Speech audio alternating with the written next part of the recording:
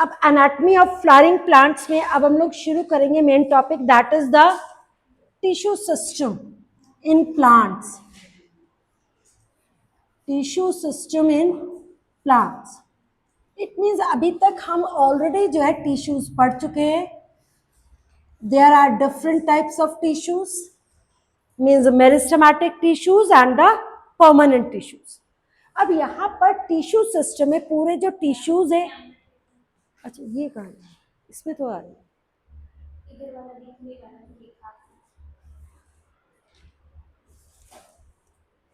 अब मेरे ख्याल से इट मीन्स टिश्यू सिस्टम में यहाँ पर जो है this tissue system is divided into 3 categories. First is the outermost epidermal tissue system. Epidermal tissue system. And the second is the ground tissue system. And the third is vascular tissue system. Plants में जो tissue system है that is divided into 3 groups. जो outermost होता है, this is the outermost. It is protective. Means plants की जो outer boundary form करे, that is the epidermal tissue system. Ground tissue system, it is present below epidermal tissue system. Epidermal tissue system के अंदर होगा up to center. Means पूरे epidermal tissue system से बाहर की covering से अंदर जितना भी होगा, that is the ground tissue system. Vascular tissue system, it is present in ground tissue system. Ground tissue system के अंदर जो प्रेजेंट होगा that is the vascular tissue system. Vascular tissue system जो कंसिस्ट ऑफ, मतलब it includes xylem and phloem. Xylem और phloem हम लोग already discuss कर चुके हैं. पूरा सिस्टम, कुछ इंपॉर्टेंट टर्मिनोलॉजी वो यहाँ पर डिस्कस करेंगे हम लोग. Epidermal tissue system, ground tissue system and the vascular tissue system. यहां पर ये जो एपिडर्मल टिश्यू सिस्टम है, इट इंक्लूड्स, क्या क्या आएगा एपिडर्मल टिश्यू सिस्टम में? इट इंक्लूड्स एपिडर्मिस और एपिब्लमा. एपिब्लमा जो है रूट्स में बोलते हैं. रूट्स में क्या बोलेंगे? एपिडर्मिस के साथ एपिब्लमा. आपकी बुक में जो वर्ड दिया वो एपिब्लमा. इट मींस प्लांट की जो आउटर बाउंड्री है रूट की, वो किससे कवर्ड होगी? एपिब्लमा. और स्टेम और लीव्स में क्या बोलेंगे? Epidermis. First one is the epidermis. अब इस एपिडर्मिस जो है that is covered by a layer of vaccine material and this vaccine material is cutin. तो क्यूटिन की डिपोजिशन से क्या प्रेजेंट होगा? क्यूटिकल बनेगी. Second part is cuticle. Third, epidermis जो है के बीच में दे आर स्टोमेटा प्रेजेंट. तो third is stomata is also a part of epidermal tissue system. Next, epidermal appendages. Epidermal appendages. It means extensions of epidermal cells towards the outer side. It is in the form of trichomes और epidermal hairs बोलेंगे. They are present in stem.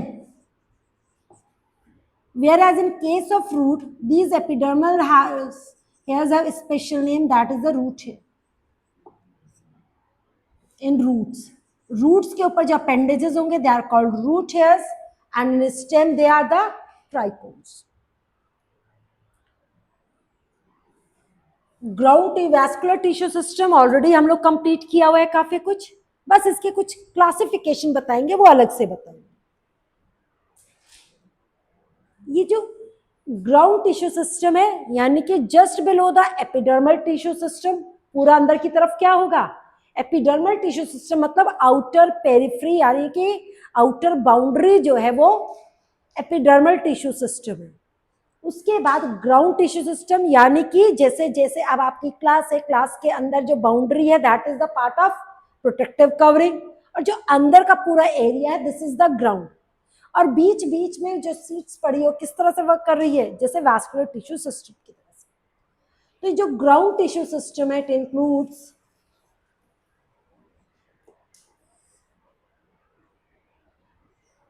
Cortex. इस general cortex के 3 parts होंगे, यानी कि cortex 3 layered में होता है। मींस एक तो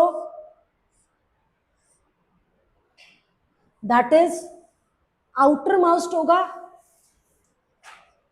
हाइपोडर्मिस, फिर एक जनरल कॉर्टेक्स, ये बात हो गया, and the third part is endodermis. It means endodermis क्या है, that is the inner most layer of cortex.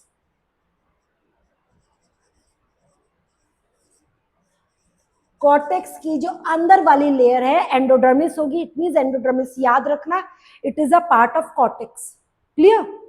तो it means hypodermis is found in stem. Root के अंदर हाइपोडर्मिस नहीं होगी। हाइपोडर्मिस का प्रेजेंट होना is a feature of stem, not a root. Cortex के बाद hypodermis, general cortex, endodermis. It means cortex के बाद आएगा पेरिसाइकल। पेरिसाइकल कहां प्रेजेंट होगी, just inner to the cortex. It means we are moving from outer to the inner side. तो सबसे बाहर, सबसे आउटर मोस्ट एपिडर्मिस। एपिडर्मिस के अंदर ये सब चीजें प्रेजेंट होगी। Below the epidermis is present hypodermis in case of stem. It is the second protective layer. And below the hypodermis is general cortex, and the innermost layer of cortex is endodermis. Below the endodermis is pericycle. Pericycle, and the innermost layer is pith or medulla. Pith और क्या कहेंगे इसको, pith is also known as medulla. जो vascular tissue system that consist of xylem and phloem. It means ये जो vascular tissue system है ये कहां प्रेजेंट होगा, vascular tissue system it is present between and pericycle and pith. कहां present होगा, that is pericycle and pith के बीच में होगा। समझ में आया? पेरिसाइकल और पिथ के बीच में क्या प्रेजेंट होगा, जो है वो वैस्कुलर टिश्यू सिस्टम प्रेजेंट होगा। क्लियर? अब ये याद रखना, सीक्वेंस याद हो गया। सबसे outermost epidermis, below the epidermis in case of stem, otherwise in case of root it is cortex. Below the cortex की इनरमोस्ट लेयर एंडोडर्मिस, एंडोडर्मिस से अंदर pericycle, below the pericycle vascular tissue system, and below the vascular tissue system is means the central part of the root or stem is occupied by the जो है वो central part that is occupied by pith. कौन occupy करेगा, पिथ occupy करेगा। अब यहां पर आपका ग्राउंड टिश्यू सिस्टम हो गया। ये जो ग्राउंड टिश्यू सिस्टम है इन लीव्स,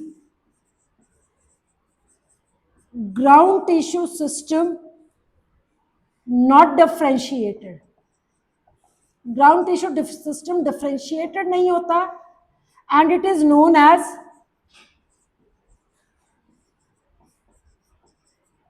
mesophyll layer या mesophyll parenchyma। यहाँ का ग्राउंड टिश्यू क्या होगा, मेसोफिल। इट मीन्स लीव्स के अंदर अगर हम देखें तो क्या होगा, एपिडर्मिस और दो epidermis, both the surface. Leaf कैसी होती है, डॉर्सो वेंट्रली फ्लैटेंड। तो हम जब लीफ को कट करते we cut the vertical section, vertical section cut करेंगे तो दो एपिडर्मिस आएगी, that is the outermost and the uppermost and the lowermost. तो इनके बीच में ग्राउंड टिश्यू होना चाहिए। यहाँ पर जो ग्राउंड टिश्यू है इसको क्या बोलेंगे, लीव्स के ग्राउंड टिश्यू को मीजोफिल बोलेंगे। क्लियर ये बात।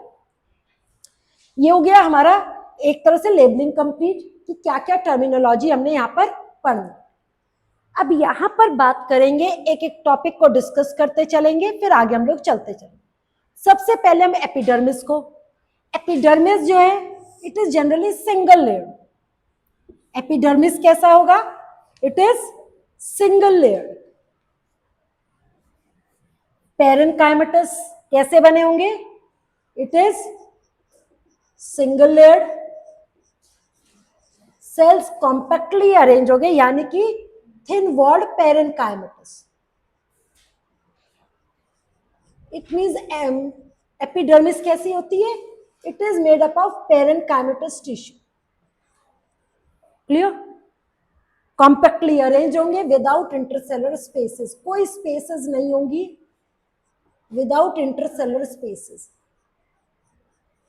And it forms the outer boundary, यानी कि प्लांट पार्ट्स के, चाहे रूट हो, स्टेम हो, लीफ हो, सबका क्या फॉर्म करेगा, ये आउटर मोस्ट बाउंड्री फॉर्म करेगा, प्रोटेक्टिव कवरिंग फॉर्म करेगा। It is generally single layered. But अब इसके अंदर कुछ प्लांट्स में इट इज मल्टीपल एपिडर्मिस, कुछ केसेस में क्या मिलती है, मल्टीपल एपिडर्मिस, मल्टीपल या multi layered epidermis. Epidermis is present in some plants like ficus. Ficus, ficus किसको बोलते हैं, पीपल या बरगद के पेड़ को। इनके अंदर जो लीव्स होती है उसके अंदर मल्टीपल एपिडर्मिस होगी।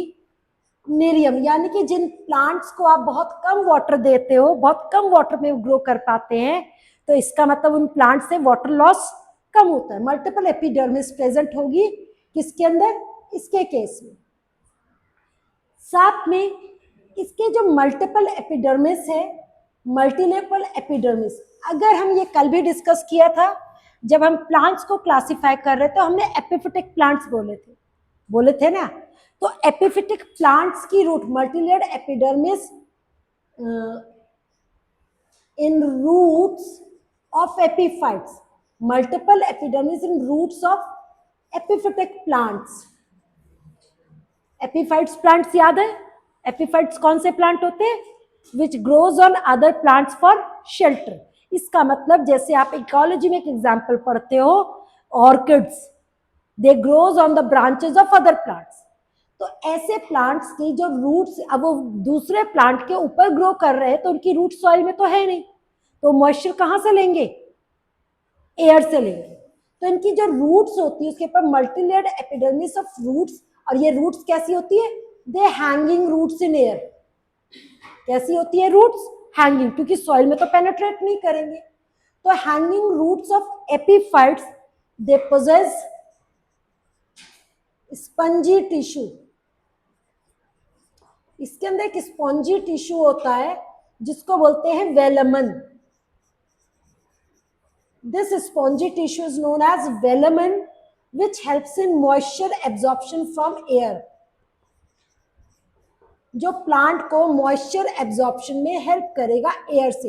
इट मीन्स ये प्लांट्स जो है वो सॉइल से वाटर एब्जॉर्ब नहीं करते, कहाँ से एब्जॉर्ब करते हैं, अपनी रूट्स के थ्रू एयर से वाटर को एब्जॉर्ब करेंगे। किसकी हेल्प से, क्योंकि इनकी जो रूट की एपिडर्मिस है दैट इज मल्टी लेयर्ड, और उसके अंदर एक वाटर एब्जॉर्बिंग स्पंज की तरह काम करने वाला टिश्यू प्रेजेंट होगा, और वो मॉइस्चर को एब्जॉर्ब करने में हेल्प करेगा। ये बात क्लियर है, एक ये इंपॉर्टेंट बात। दूसरी बात, leaf of monocots. Monocot leaves में ये तब भी बताएंगे, इसकी अपर एपिडर्मिस पे, अपर एपिडर्मिस में सेल्स मॉडिफाई हो जाते हैं, जिसके अपर एपिडर्मिस में एक सेल्स मॉडिफाई हो जाते हैं एंड दे फॉर्म्स द, जो है वो कहलाते हैं अपर एपिडर्मिस में they possess motor cells, motor cells, motor cells. और ये किस में हेल्प करेंगे? They help in folding of leaves in dry condition, means ये वाटर को एब्जॉर्ब करके रखेंगे, वाटर को होल्ड करके रखते हैं। एम्प्टी सेल्स होते हैं, empty and the colourless cells. और ये क्या करेंगे? ये एक तरह से वाटर को मतलब एक तरह से टर्जर्ड रहेंगे, लेकिन जब वाटर की स्कार्सिटी होगी तो ये क्या करेंगे? वाटर को लॉस करेंगे। और जो लीव्स है दैट फोल्ड्स इनवर्ड, वो कैसे फोल्ड हो जाएगी? दे fold, which helps in folding of leaves, folding of leaves in water scarcity, water scarcity के केस में ये हेल्प करेंगे। और इन मोटर सेल्स का दूसरा नाम है, they are the bulliform cells. तो बुलिफॉर्म सेल्स भी किसका मॉडिफिकेशन है? That is the modification of epidermal cells. अब जब लीफ का स्ट्रक्चर डिस्कस करेंगे तो हम अपने लीफ के डायग्राम में इसको शो भी करेंगे। तो दिस इज द, ये हो गया हमारा एपिडर्मिस से रिलेटेड सारी पॉइंट्स। अब एपिडर्मिस के अंदर ही क्या होगा? क्यूटिकल। अब देखो डायग्राम देखो यहाँ पर, this is the epidermal cells, compactly arranged cells होंगे यहाँ पर, और इनके बीच में कुछ जगह पर ओपनिंग्स प्रेजेंट होगी and these openings are called stomata. ठीक है, तो ये क्या है? This is the stomata. और these epidermal cells, they are protected by a waxy coating and this fatty material किसको क्या बोलते हैं? क्यूटिकल। यानी कि क्यूटिन की डिपोजिशन से एक लेयर बनती है, क्यूटिकल इज फॉर्म। ठीक है, तो क्यूटिकल किससे बनेगी? क्यूटिकल जो है that is form by deposition of waxy या फैटी सब्सटेंस कॉल्ड क्यूटिन। किसके डेपोजिशन से बनेगी लेयर? क्यूटिन के डेपोजिशन से बनेगी। क्लियर ये बात? कहां पर? एपिडर्मल सेल्स के सरफेस के ऊपर, मींस ये लेयर प्रेजेंट होगी। और जो क्यूटिकल है इट प्रिवेंट्स ट्रांसपिरेशन। इसका काम क्या है? It prevents transpiration. It means अब ये क्यूटिकल किसका फीचर होना चाहिए? रूट, स्टेम और लीव्स को कंपेयर करें तो इसको कहां नहीं होना चाहिए? क्यूटिकल को रूट्स पे नहीं होना चाहिए, क्योंकि रूट्स जो है दे आर प्रेजेंट अंडरग्राउंड। तो प्लांट के एरियल पार्ट्स, तो क्यूटिकल जो है that is present in aerial parts. जो पार्ट्स एयर के कांटेक्ट में, वहीं से मॉइस्चर लॉस होगा। तो ऐसे केस में ट्रांसपिरेशन को प्रिवेंट करने के लिए क्यूटिकल प्रेजेंट होते हैं। इट मींस क्यूटिकल की जरूरत कहां सबसे ज्यादा होनी चाहिए? क्यूटिकल की थिकनेस यूनिफॉर्म नहीं होगी, it is thick in case of xerophytic plants and it is absent in hydrophytes, क्योंकि हाइड्रोफाइट्स के पास इनफ वाटर है तो उनको वाटर कंजर्व करने की जरूरत नहीं है। तो it is absent in, cuticle is absent in hydrophytes but it is present in, but it is well developed in xerophytes, thick in xerophytes, and mesophytes में कैसी होगी? thin होगी, नॉर्मल होगी। क्लियर? तो क्यूटिकल समझ में आया ये। अब यहां पर एक और बात, अब बात करते हैं स्टोमेटा की। स्टोमेटा क्या है? They are the pores for which control which helps in gaseous exchange. ये पोर्स है यानी कि माइन्यूट ओपनिंग्स है जो किसमें हेल्प करेगी? Helps in gaseous exchange. Main function क्या होता है स्टोमेटा का? They helps in gaseous exchange as well as transpiration. Transpiration side effect है, transpiration is not the function. यहां पर प्लांट वाटर लॉस नहीं करना चाहते, प्लांट के ये प्रॉब्लम है कि उनको वाटर लॉस करना ही पड़ेगा। ये इनका नेगेटिव इंपैक्ट है स्टोमेटा होना का। Stomata are meant for gaseous exchange which helps in gaseous exchange in photosynthesis, mainly photosynthesis के लिए होती है, ठीक है। अगर हम स्टोमेटा का स्ट्रक्चर देखें तो स्टोमेटा का स्ट्रक्चर हमारा किस तरह का होगा? स्टोमेटा जो है that consist of guard cells, guard cells की शेप अलग अलग होगी, that is the two bean shaped guard cells. इनकी जो इनर वॉल है they are thick, guard cells की जो इनर वॉल है they are thick, these are the guard cells. यहां गार्ड सेल्स की शेप कैसी है? बीन और किडनी शेप्ड। कितने गार्ड सेल्स होंगे? 2 गार्ड सेल्स होंगी जिनकी इनर वॉल थिक होगी और आउटर वॉल थिन होगी। क्यों? क्योंकि गार्ड सेल्स कॉन्ट्रैक्ट और एक्सपैंड होंगे, तो बाहर को एक्सपैंड कब होंगे? जब इनकी वॉल थिन होगी। These guard cells, they are surrounded by large epidermal cells. They are also the modified epidermal cells, and these large sized epidermal cells, they are called subsidiary cells. Subsidiary cells यानी कि which surrounds the guard cells, और इनके बीच में जो opening है this is the stomatal pore. Stomatal pore means stomatal pore is surrounded by a guard cells, and guard cells are surrounded by subsidiary cells. This whole structure is called stomatal apparatus. क्या बोलेंगे इसको? It is known as stomatal apparatus. This is a structure of dicot. Dicot plants के अंदर जो stomata होंगे, leave stomata mostly कहाँ present होते हैं?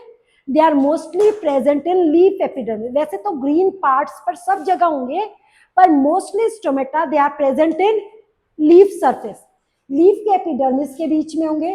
This is the structure of dicot. Monocot के अंदर जो गार्ड सेल्स होंगे they are dumbbell shaped,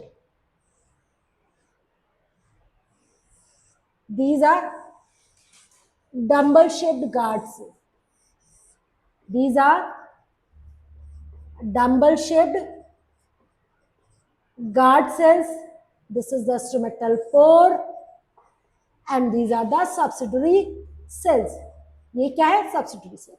Stomatal apparatus तीनों का मिलके क्या बनेगा? तीनों पार्ट्स को मिलके क्या बोलेंगे? Stomatal apparatus. Dicot plants have a different type of guard cells and the monocots have the different type of guard cells. Clear?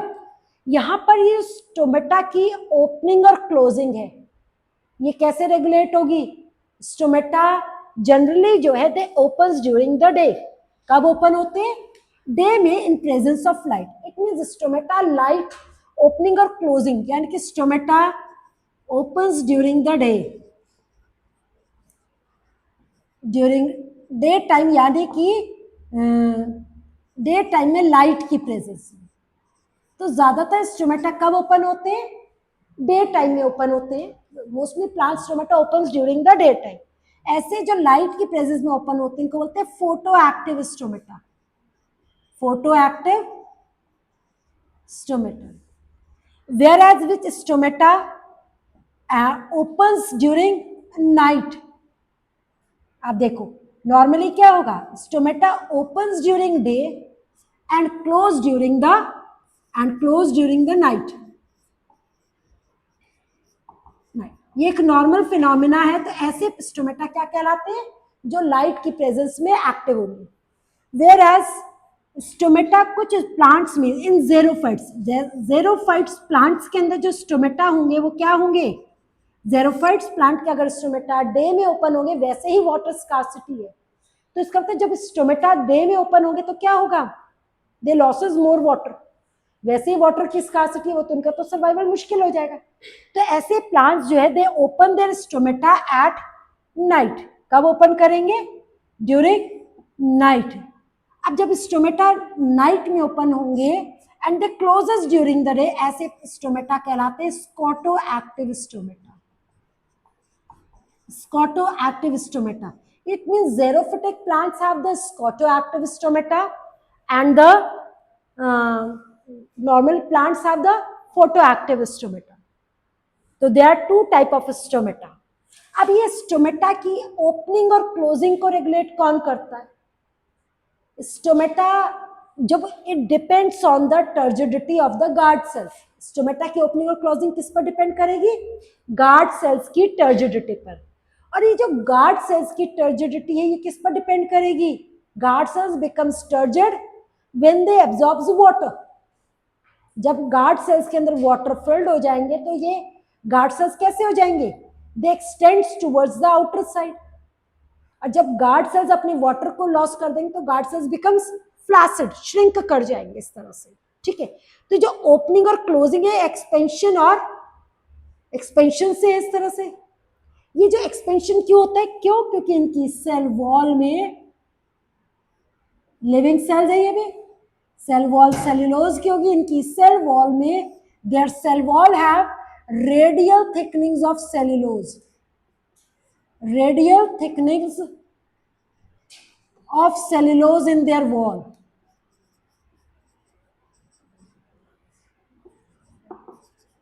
Guard cells के अंदर कैसी थिकनिंग होगी? Radial thickening. रेडियल थिकनिंग होगी तो ऐसे बाहर को एक्सपैंड करेगी इस तरह से, स्टोमेटा ओपन. अगर टेंजेंशियल इस तरह से लॉन्गिट्यूडनल थिकनिंग होती तो गार्ड सेल्स कैसे काम करता? ऐसे. तो क्या स्टोमेटल पोर ओपन होता है इस तरह से? नहीं. तो स्टोमेटल पोर ओपन होने के लिए गार्ड सेल्स को क्या होना होगा? ये बाहर की तरफ स्ट्रेच होना होगा. It means outer wall thin होगी तो इजीली स्ट्रेच हो पाएगा. तो these walls have the radial thickenings of cellulose in their wall which helps in opening and closing of stomata.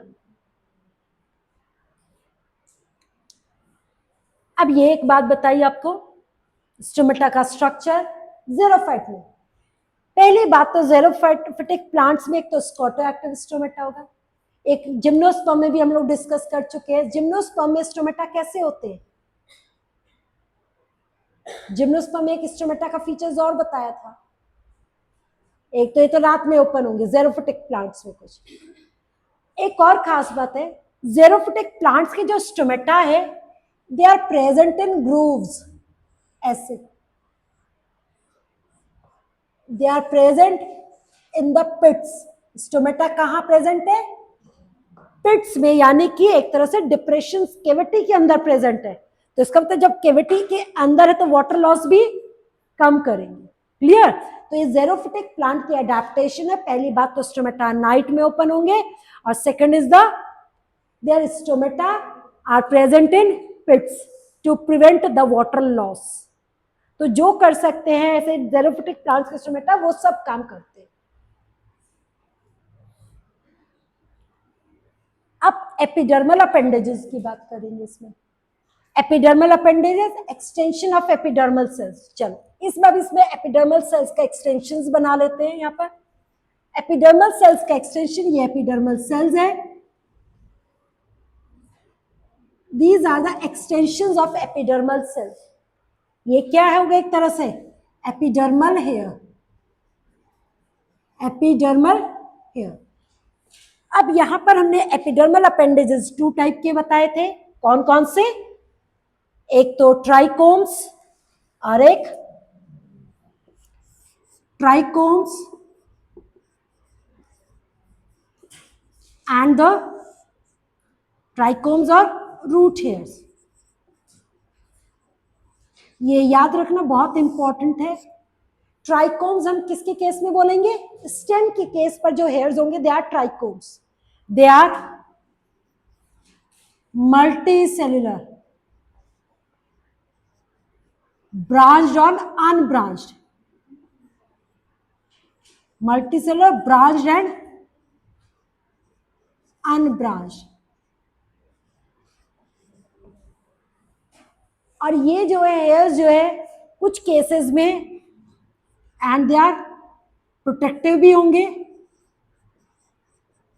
As well as secretary भी होंगे nature में.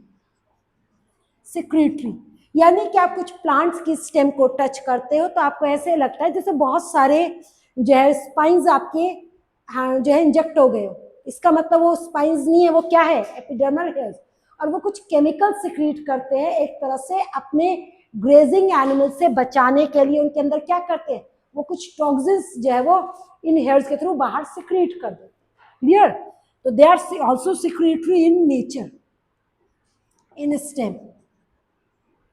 Root hairs कैसे होंगे? Root hairs are unicellular and unbranched, and they helps in water and mineral absorption. Water and mineral absorption में ये काम करेंगे। Clear? तो ट्राइकोम्स और रूट हेयर्स को याद रखना। Trichomes they are also known as epidermal, है तो दोनों ही epidermal hairs, but when we talk about the root तो हम क्या बोलेंगे? रूट हेयर्स और ट्राइकोम्स। ये सारा पार्ट जो है आपका, जब हम डायग्राम बनाएंगे इनके तो वहां पर ये सारा का सारा आपको समझ में आएगा, क्योंकि ये सब उस डायग्राम से आपको दिखाई देंगे। स्पेशली उनको मेंशन करेंगे कि फीचर्स आपको याद हो। अब इसके बाद यहां पर ये हो गया हमारा एपिडर्मल टिश्यू सिस्टम कंप्लीट। अब करेंगे ग्राउंड टिश्यू सिस्टम।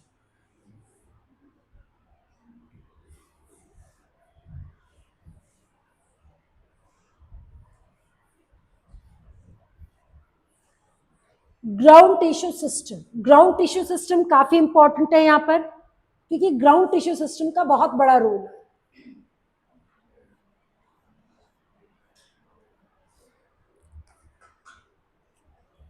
अब ग्राउंड टिश्यू सिस्टम में सबसे पहले हमने क्या बताया था? Just below the epidermis is a hypo means below, below the dermis. ये कहां प्रेजेंट होगी? It is present below epidermis. किसके अंदर? In stem. स्टेम का फीचर है और कहीं ये नहीं मिलेगी। Hypodermis and it is the second protective layer, second protective layer होगी। जो हाइपोडर्मिस है ये 3 to 4 लेयर्ड होती है, मतलब इसका नंबर सिंगल नहीं होगा, it can be 3 to 4 layered होगी hypodermal cells, and they are made up of different type of cells. In dicot stem and in monocot stem. अब बोलो, थोड़ा आइडिया लगाओ कैसी होनी चाहिए, कौन से टिश्यू की बनी हुई होनी चाहिए? पेरेन्काइमा है, कोलेनकाइमा है, स्क्लेरेन्काइमा है। बोलो कैसी बनी होनी चाहिए ये? अगर पेरेन्काइमा की होती तो एपिडर्मिस भी तो पेरेन्काइमा की है, तो मल्टीपल एपिडर्मिस ना बोलते, हाइपोडर्मिस क्यों बोलते? या फिर क्या होगी फिर ये? कोलेनकाइमा या? तो डाइकॉट्स में कैसी होनी चाहिए? Collenchymatous. In dicot it is collenchymatous, hypodermis is present because collenchyma is a feature of dicots. बता के हटे। और मोनोकॉट स्टेम में इट इज स्क्लेरेन्काइमेटस। अब ये बात याद रखना, जब डायग्राम, बहुत इंपॉर्टेंट क्वेश्चंस यहां से आते हैं आपके। This is an hypodermis, just below the hypodermis is cortex. Cortex कैसा होगा? Multi layered, it is पेरेन्काइमेटस,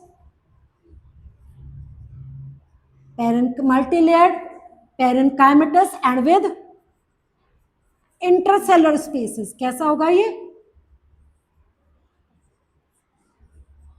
intercellular spaces जो है वो उसके बीच में प्रेजेंट होंगे। क्लियर? तो कॉर्टेक्स कैसा होगा? कॉर्टेक्स इज मल्टी लेयर्ड पेरेन्काइमेटस, और पेरेन्काइमा टिश्यू के बीच में इंटरसेलुलर स्पेसेस होंगे। तो फंक्शन क्या होगा कॉर्टेक्स का? अगर पेरेन्काइमा का बना हुआ है, फंक्शन इज स्टोरेज। क्या करेगा काम? ये स्टोरेज का काम करेगा। Just below the cortex, cortex की इनरमोस्ट लेयर क्या है? कॉर्टेक्स की इनरमोस्ट लेयर इज एंडोडर्मिस। क्या होगी कॉर्टेक्स की इनरमोस्ट लेयर? एंडोडर्मिस। एंडोडर्मिस और पेरिसाइकिल बहुत इंपॉर्टेंट है।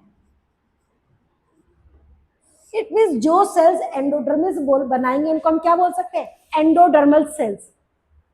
कॉर्टेक्स बनाने वाले सेल्स को कॉर्टिकल सेल्स। क्लियर? तो जो एंडोडर्मिस है it is single layered and innermost, single innermost layer of cortex. Cortex की सबसे अंदर वाली लेयर जो इसको क्या बोलेंगे? एंडोडर्मिस। एंडोडर्मिस अगर रूट में बात करें और स्टेम में बात करें, स्टेम में एंडोडर्मिस सेल दे स्टोर्स स्टार्च। क्या स्टोर्स, क्या होता है इसके अंदर? स्टार्च होगा, तो इसलिए इसको क्या बोलेंगे? Called starch sheet. ये क्वेश्चन पूछा जाता है स्टार्च शीट क्या है? Starch sheet are the endodermal cells of the stem, whereas in root endodermal cells they stores have deposition of suberin in their tangential walls. Suberin is also a waxy material. Suberin in their walls, tangential walls, इनकी tangential walls के ऊपर किसकी deposition होगी? Walls में root के सुबरिन की। They are suberized, यानी कि endodermal cells are suberized and they are called Casparian strips. क्या कहलाएगी ये? They are called Casparian strips और या कैस्पेरियन बैंड्स। ये याद रखना, कैस्पेरियन स्ट्रिप्स और बैंड्स किसका मॉडिफिकेशन है? कैस्पेरियन स्ट्रिप्स और bands they are the modification of, किसका मॉडिफिकेशन हुआ? They are the modification of endodermal cells in roots and starch sheath is a modification of endodermis in stem. Endodermis हो गया, innermost layer है। Just below the endodermis is pericycle. Next क्या होगा इसके नीचे? Pericycle. Pericycle, जब भी हम ये बात करें हम बार बार रूट और स्टेम बोल रहे हैं, हम लीफ नहीं बोल रहे। क्यों नहीं बोल रहे? लीफ तो नहीं हमने बोला एक बार भी। हम लोग क्या बार बार बोल रहे हैं? रूट और स्टेम। क्यों? क्योंकि लीफ के अंदर ग्राउंड टिश्यू को सिर्फ मीजोफिल होता है, ये सब कुछ नहीं होता लीफ के अंदर। पेरिसाइकल जो है, this pericycle is 2 to 3 layered below किसके? It is present below epidermis. Epidermis के नीचे, एंडोडर्मिस के नीचे 2 to 3 लेयर्ड होगी पेरिसाइकल। रूट और स्टेम की कंपेयर कर लेते हैं। In stem it is parenchymatous. कैसी है ये? पेरेनकाइमेटस है, तो मतलब कैसी होगी ये? कैसी होगी ये? स्टेम के अंदर लिविंग होगी। कैसी होगी ये? लिविंग होगी। In stem it is parenchymatous, that is means it is living. अब ये जो लिविंग है तो it give rise to lateral roots. Plants की जो लेटरल रूट्स होती है, in case of tap root system, जो ब्रांचेस होती है मेन रूट की, वो सब किसका एक्सटेंशन होता है? पेरिसाइकल का एक्सटेंशन होता है। ये बात ध्यान रखना, बहुत इंपॉर्टेंट बात है। और इन रूट्स, गलत लिख दिया, स्टेम नहीं बेटा, ये इन रूट्स है। और इन स्टेम इट इज, स्टेम में की जब हम बात कर रहे तो सिर्फ डाइकॉट स्टेम की बात करें, मोनोकॉट की बात नहीं करेंगे। In dicot stem it is present as sclerenchymatous semilunar patches। Semilunar patches की फॉर्म में ये दिखाई देगी। क्लियर ये बात? कैसे दिखाई देगी हमें? हाफ मून जैसे पैचेस में, डेड पैचेस की फॉर्म में मिलेगी डाइकॉट्स में। क्लियर? ये हो गया हमारा पेरिसाइकल। अब हमारा बचा सबसे अंदर में, सेंटर में क्या बचा हमारा? पित्त ग्राउंड टिश्यू का पार्ट है, तो पित्त भी कैसा होगा? Pith is also similar to cortex. Pith is centrally present, parenchymatous with intercellular spaces. और पित्त का फंक्शन भी क्या होगा? स्टोरेज होगा. क्लियर ये बात? तो पित्त का फंक्शन क्या हुआ हमारा यहाँ पर? स्टोरेज. क्लियर? तो ये सारा हो गया हमारा ये वाला पार्ट. अब जब वैस्कुलर टिश्यू सिस्टम है, इसमें सिर्फ हम लोग सारा पार्ट कर चुके वैस्कुलर टिश्यू सिस्टम का. बस वैस्कुलर टिश्यू सिस्टम में हमने क्या करना है, एक कुछ टर्म्स है वो हम लोग देख लेते हैं. जाइलम हो या फ्लोएम हो, दोनों को लेकर रिलेटेड बात है, लेकिन मोस्टली आपके जो क्वेश्चन आते हैं वो जाइलम के अराउंड आते हैं. ये जो जाइलम और फ्लोएम है, on the basis of development के बेस पर जाइलम फ्लोएम को हम 2 कैटेगरीज में डिवाइड करते हैं. That is primary xylem oblique primary phloem, और secondary xylem and phloem. Secondary xylem and phloem, secondary xylem और सेकेंडरी फ्लोएम. क्योंकि ये वाला जो पार्ट है ना जाइलम, ये हमें जो है ना आइडेंटिफाई करने में हेल्प करता है कि whether it is a section of root और shoot. Primary xylem it is first formed xylem. It is first form during primary growth. जब प्लांट की प्राइमरी ग्रोथ होती है, तो प्राइमरी ग्रोथ के टाइम पर जो जाइलम बनेगा उसको क्या बोलेंगे? जाइलम और फ्लोएम जो बनेगा इनिशियल लेवल पे, that is primary xylem and phloem from procambium. ये आप नहीं पढ़ते बेटा, मेरिस्टेमेटिक का बहुत डिटेल क्लासिफिकेशन ये प्रोकेम्बियम से बनेगा. This is a meristematic tissue. Whereas secondary xylem and formed, they are formed during secondary growth. Plant में जब secondary growth होगी, तो secondary growth के टाइम पर जो है इन डाइकॉट्स, सिर्फ डाइकॉट्स में मिलेगा और कहीं नहीं मिलेगा.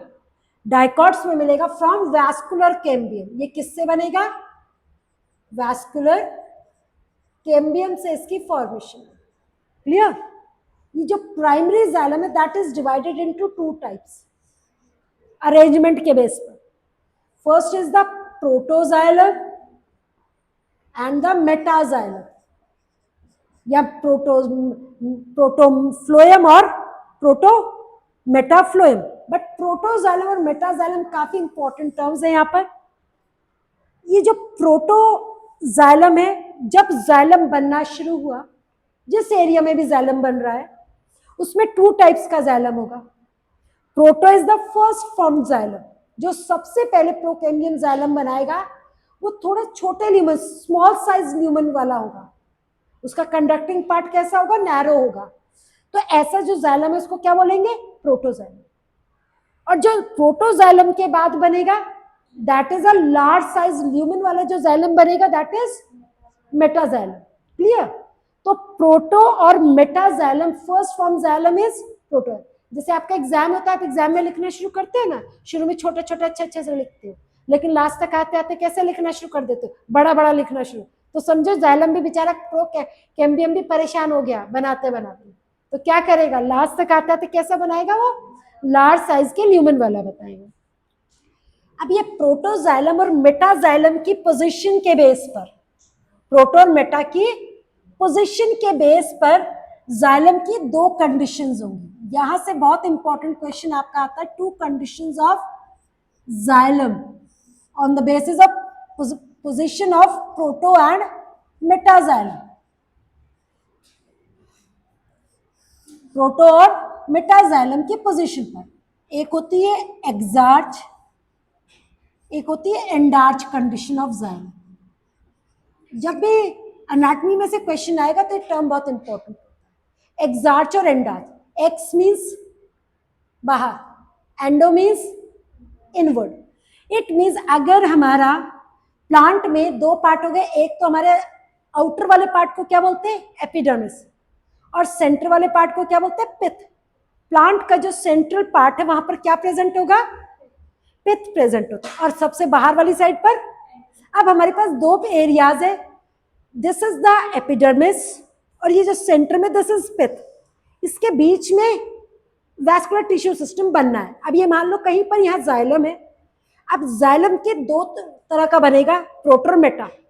अगर ये प्रोटो जो स्मॉल साइज वाला है ये एपिडर्मिस की तरफ हो और मेटाजाइलम अंदर की तरफ हो, तो जो फर्स्ट फॉर्म जाइलम है वो कहाँ चला गया, बाहर, तो this is known as exarch. अगर फर्स्ट फॉर्म जाइलम का एलिमेंट कौन सा होता है, प्रोटो, वो कहाँ बना, endo means towards the inner side, तो ये क्या कहलाएगा, इट मीन्स प्रोटोजाइलम में एक्सार्च कंडीशन में क्या होगा, प्रोटोजाइलम टुवर्ड्स एपिडर्मिस। एपिडर्मिस का मतलब एपिडर्मिस के पास नहीं पहुंच गया, एपिडर्मिस के पास नहीं पहुंच गया। जैसे डस्टर है, इसके दो पार्ट्स है, this is facing the front wall and this is facing towards the outer backward wall, तो इसके जो पोजीशन, ऐसे ही अगर जाइलम है तो अगर अंदर वाली साइड पर टुवर्ड्स द एपिडर्मिस प्रोटोजाइलम हो एंड मेटाजाइलम टुवर्ड्स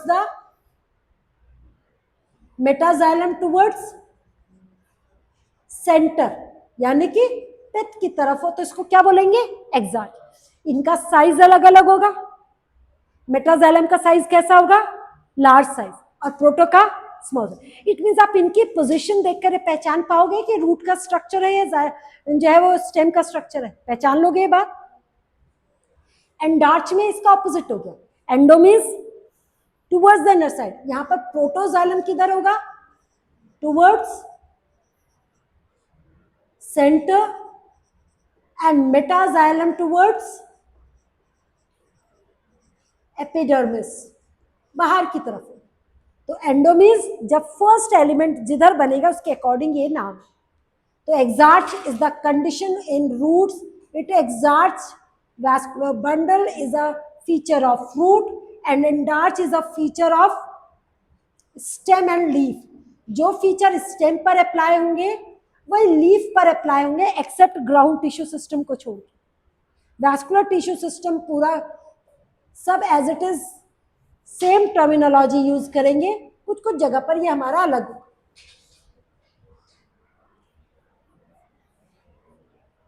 बस अब नेक्स्ट क्लास में इसको डिस्कस करेंगे, कंप्लीट है वैस्कुलर टिश्यू सिस्टम, 5 मिनट्स का टॉपिक रहेगा, नेक्स्ट क्लास में डिस्कस करेंगे। फिर हम एनाटॉमिकल स्ट्रक्चर्स प्राइमरी ग्रोथ को, दैट्स ऑल।